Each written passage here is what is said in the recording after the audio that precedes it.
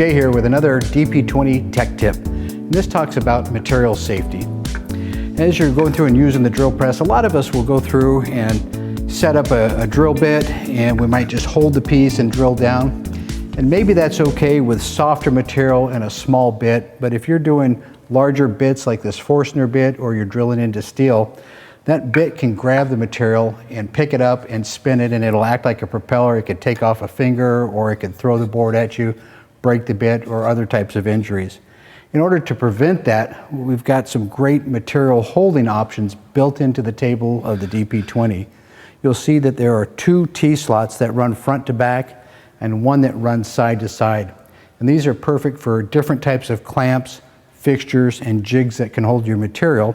And we've also fitted it with 10 of these fixture table holes that you could put clamps in. Let's show you a few different types of clamping operations that you can use with the DP20 table.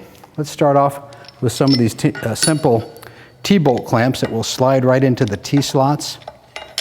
You can use a standard bolt into these or a T-bolt like this. Position the clamp on your material, tighten down the knob, and you can position them from the front like this, or you can slide them in from the back, depending on the size and the shape of the material that you're drilling. Position those in place, lock them down, and now this piece is secured. It's not going to go anywhere, and I can drill to my heart's content and drill safely. There are other clamping options available as well. Let's have a look at these fixture holes that are drilled into the table. In order to utilize these fixture clamps, grab these post-style clamps. They can be dropped into position and anchor the material down quickly and easily. And again, it's locked in place. It's not going to go anywhere when I'm drilling. And then to loosen those, just simply release the locking clamp and pull your material off.